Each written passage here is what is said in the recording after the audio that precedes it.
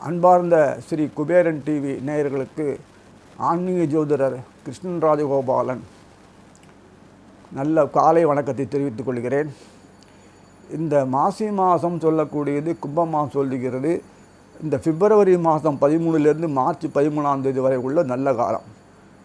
சாரவரிடத்திலே முக்கியமான ஒரு நல்ல காலகட்டம் இதுனா இது.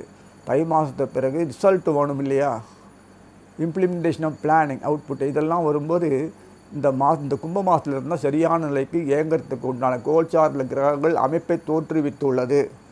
இதனால் உங்களுடைய வாழ்க்கை பாதையில் திருப்புமுனையாக செயல்படுத்தக்கூடிய அத்தனை காலகட்டங்களும் அமைந்துள்ளது.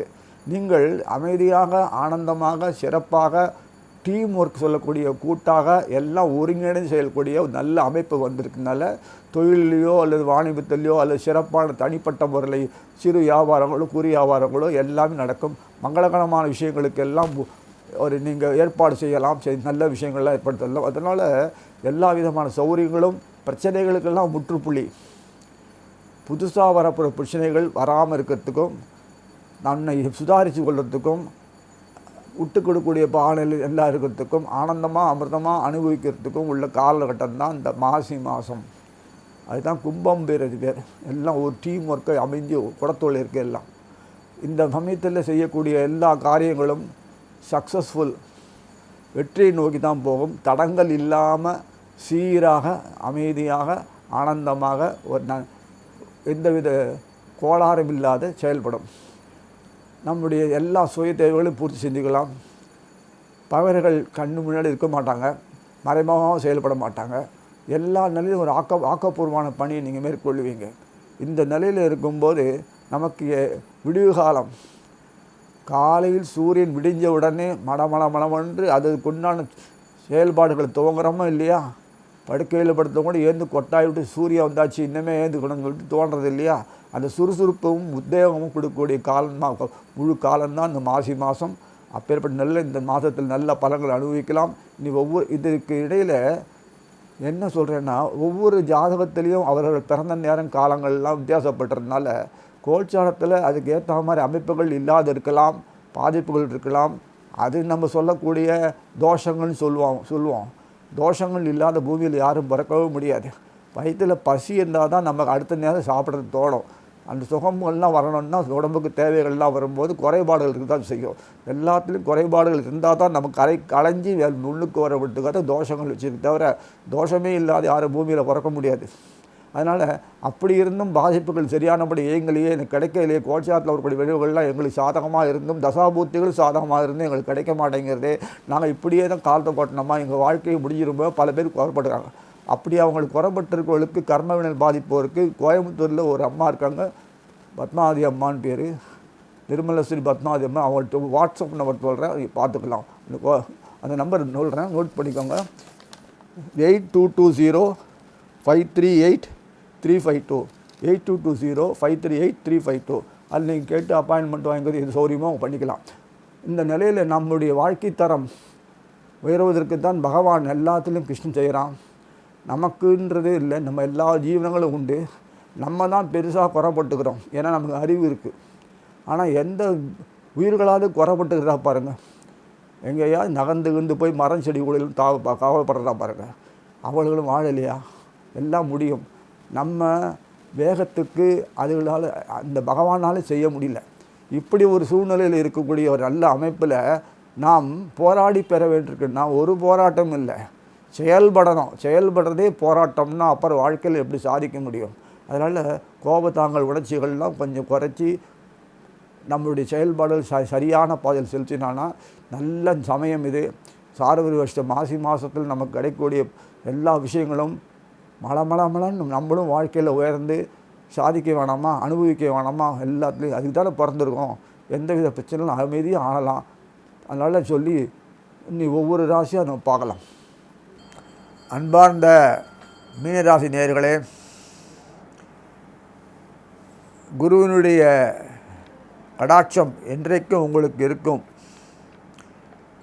குருமார்களில் பெரும்பாலுமே சாத்தியமானவர்கள், பிறர் நலம் விரும்புவர், தன்னலம் பாராட்டவர், இப்படியெல்லாம் நம்ம சொல்லுவோம்.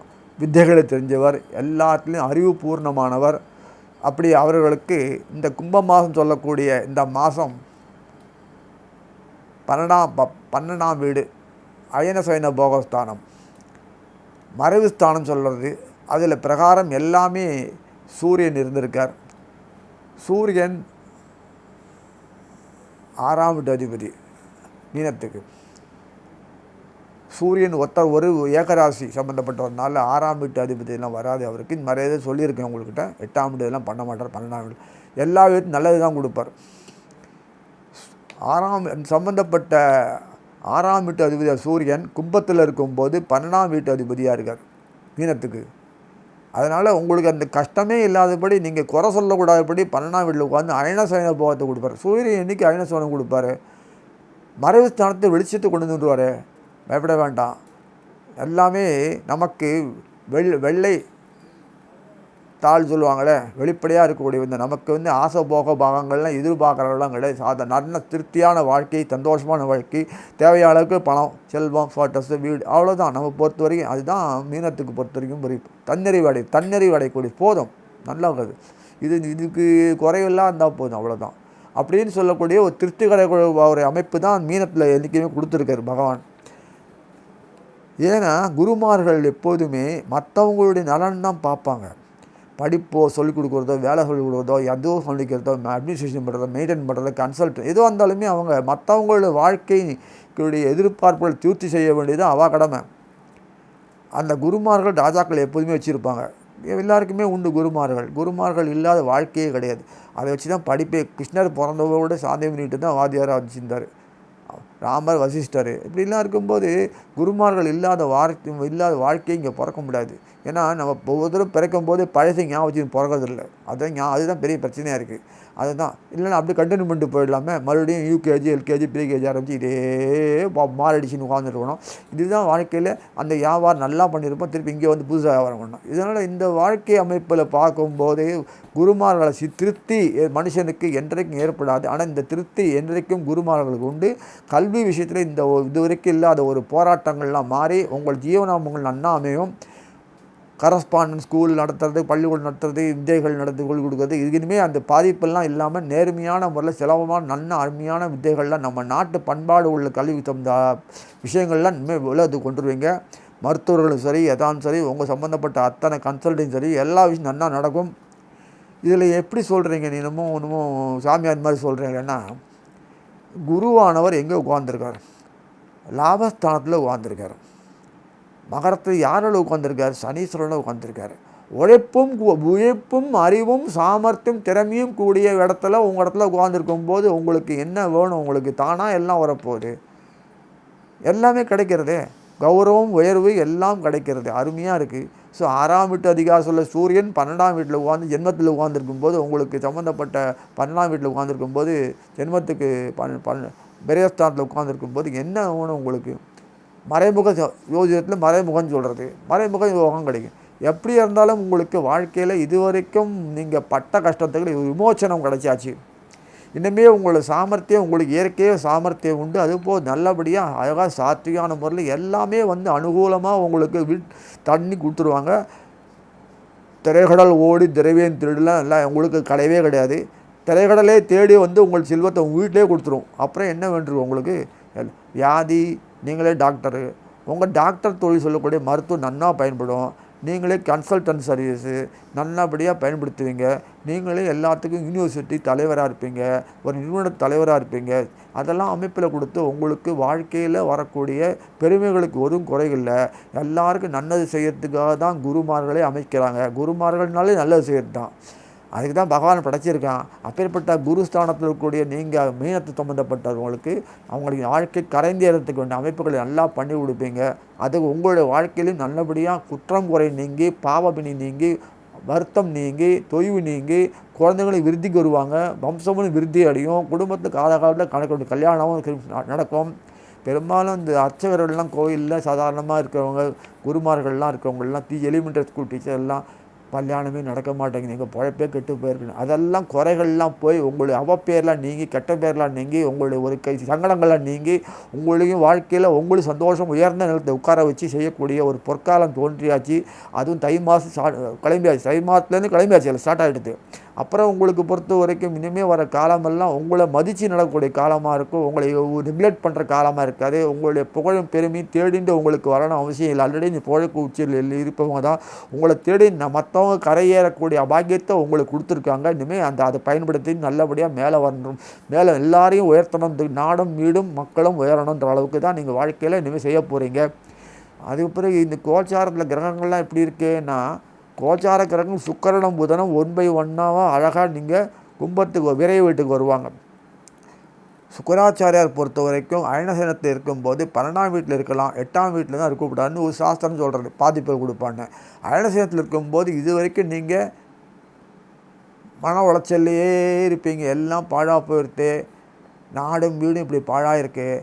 நம்ம சாஸ்திரங்கள் சம்மந்தப்பட்ட வித்தியங்கள்லாம் தெய்வீக சம்மந்தப்பட்ட எல்லாமே ஒரு குடும்பத்தில் ஒரு பாரம்பரியம் சம்பந்தப்பட்டது, பெரியவங்கள் மரியாதை இத்தியாதிகள், ஒழுக்கம் அடக்கம் ஒடுக்கம் இல்லை, சீர்கெட்டு சமுதாயத்தில் பெண்களெல்லாம் காலாகாது கல்யாணம் ஆகாது, எப்படியோ வாழ்ந்துட்டுருக்காங்க, யாரையோ பண்ணுறாங்க. பண்பாடே போச்சு, பண்பை போச்சு, நமையும் போச்சு, மதிப்பு போச்சு, மரியாதை போச்சு, அவன் சொல்லவும் முடியல மெல்ல முடியல, இப்படிலாம் புலமின்ற இந்த காலம்லாம் போய் அமைப்பு அந்த அமைப்பை கொடுக்கறதுக்கு தான், நல்ல அமைப்பு கொடுத்து தான் அவள் எப்படிலாம் பண்ணமோ அப்படி பண்ணுறது தான் கோச்சாரகரங்கள் செயல்படுறதை பார்த்தாலும் ஆச்சரியமாக இருக்கும். செவ்வாய் முக்கியமான ஆள் உங்களுக்கு பொறுத்த வரைக்கும், அவர் தான் உங்களுக்கு கஜகந்தர். அந்த செவ்வாயானவர் சொந்த பொறுத்த வரைக்கும் 3ஆம் வீட்டில் இருக்கார். 3ஆம் வீடு முயற்சி ஸ்தானம் சொல்லக்கூடியது முக்கியமானது அங்கம். வாழ்க்கையில் ஒரு ஜாதகத்தில் இருக்கும்போது 3ஆம் வீடு ரொம்ப முக்கியம். 3ஆம் வீடு வாழ்க்கையில் பிறந்தாச்சும் ஜீவனம் இல்லை, ஜீவனாதிகள் அத்தனை பிறக்கக்கூடிய அத்தனை உயிர்களுக்கும் ஜாதகத்தை போட்டால் 3ஆம் வீடு முக்கியம். அது முக்கியத்துவம் எப்படி தெரியுதுன்னா நீங்களே பார்க்கலாம். 3க்கு 3, 5, 5க்கு 3, 7, 7க்கு 3, 9, 9, 3, 11 வரும். இதெல்லாம் வரும்போது வாழ்க்கையில் பிறந்து ஏதோ வந்தோம் போனோம் சாத்தம் இல்லாமல் நல்லா உயர்ச்சி அடைந்து நானும் நீடும் நாமளும் இவனும் குடும்பம் வாழ்க்கையில் நாடு உயர பரப்பு உயர உயர சொல்லக்கூடிய அளவுக்கு செய்யக்கூடிய ஒரு அமைப்பு இந்த மாதம் கும்ப மாதம் சொல்லக்கூடிய மாசி மாதம் சொல்லக்கூடிய பிப்ரவரி 13லேருந்து மார்ச் 13ஆம் தேதி வரை உள்ள காலகட்டத்தில் செயல்பட்டாச்சு. ஸ்டார்டிங் அப்படின்னு சொல்கிறான், துவங்கியாச்சு. இனிமேல் உங்களுடைய சூரியன் பகல் கொய்து விடிஞ்ச உடனே எப்படி ஒரு மலர்ச்சி கொடுக்குறதோ அந்த மலர்ச்சி இனிமேல் உங்களோட வாழ்க்கையில் காணலாம். வாழ்க்கையில் குற்றம் சொல்கிறதுக்கு அமைப்பே இல்லாத போல அந்த அமைப்பு உங்களுக்கு சாதகமாக மகிழ்ச்சியை தொடர்ந்து நீடித்து அமைக்கக்கூடிய அமைப்பு இருக்குது. குடும்பம் விருத்தியாகவும், குழந்தை குட்டிக்கு நல்ல நலம் நல்லாயிருக்கும், ஆயுஷ் ஆரோக்கியமாக அமைப்பாங்க. அந்த விதமான வியாதிக்கு நோக்கத்துக்கு பாராட்டக்கூடிய அளவுக்கு ஒன்றுமே இல்லை. சமுதாய நல அமைப்பு நன்னா இருக்குது. உங்களை எல்லாமே புகழ்வாங்க, பாராட்டுவாங்க, எல்லாம் பண்ணுவாங்க. ஜீவனத்துக்கு எந்தவித குறையும் இல்லாமல் அமைப்பு தோன்றியாச்சு. அயன ஸ்தானம் மிக முக்கியமான ஸ்தானம் என்று பல தடவை சொல்லியிருக்கேன். அது நன்னா விருத்தியாகுது. சூரியன் போய் 12ஆம் வீட்டில் உட்காந்தா என்ன சார் அப்படி சொல்கிறீங்க, என்ன ஐயா அப்படி சொல்கிறீங்க? சூரியனுக்கு 12ஆம் வீடுன்னு கிடையாது. எனக்கு சந்தோஷமான வாழ்க்கை அமைக்கணும்னா அவங்க தான் கொடுத்து தான் ஆகணும்னு ஒரு நிலைப்பு இருக்குது. அதனால் அவரே கொடுக்குறார். சூரியனே கொடுக்குற, சந்திரனும் அன்றைக்கி உட்காந்துருக்கார், சந்திரனும் கொடுக்குறாருன்னா எங்களை இது வரைக்கும் நெக்லெக்ட் பண்ணவங்க பார்க்கலாம். சமுதாயத்தில் வாத்தியார்கள், ஸ்கூல்மார்கள், டீச்சர்கள், அந்த கரஸ்பாண்ட் அதெல்லாம் தொழிற்கல்வி இதெல்லாம் பார்க்க அவங்களாம் எந்த அளவுக்கு தரமட்ட நிலையில் தாக்கப்பட்டிருக்காங்க, பாதுகாப்பே இல்லாத நிலையை வாழ்ந்துருக்காங்க. வயிற்றுக்கும் வாய்க்கும் இல்லாத நிலையை உருவாயிருக்கு. வறுமை தாண்டமானது, மதிப்பு மரியாதை இழந்து இருக்கிறத நீ சமுதாயத்தை பார்த்துருப்பீங்க. இது வரைக்கும் அவங்க பட்ட அல்லலுக்கெல்லாம் ஒரு விடிவு காலம் வரணும் இல்லையா? கன்சல்டன்சி ஃபெயிலியர் ஆகிடுது மார்க்கெட்டில். இப்படிலாம் இஷ்டத்துக்கு போயிட்டுருக்கு. மார்க்கெட் ஸ்டடி பண்ணி எல்லாமே நமக்கு சாதகமாக உலகத்துக்கு நம்ம நாட்டுக்கும் வீட்டுக்கும் அமைப்பு கொடுத்து எல்லாரும் வாழ்க்கையில் வரபடி அமைக்கக்கூடிய அமைப்பு உங்களுக்கு வந்துடுது. தெய்வமே உங்கள் கையில் நம்பி தான் இருக்குன்னு சொல்லி வாழ்த்தி அமைகிறேன். ஸ்ரீ குபேரன் டிவியை பார்த்தமைக்கு நன்றிகள். மேலும் இது போன்ற தகவல்களை தெரிந்து கொள்ள ஸ்ரீ குபேரன் டிவியை சப்ஸ்கிரைப் செய்யுங்கள். மறக்காமல் பெல் ஐக்கானை கிளிக் செய்யுங்கள்.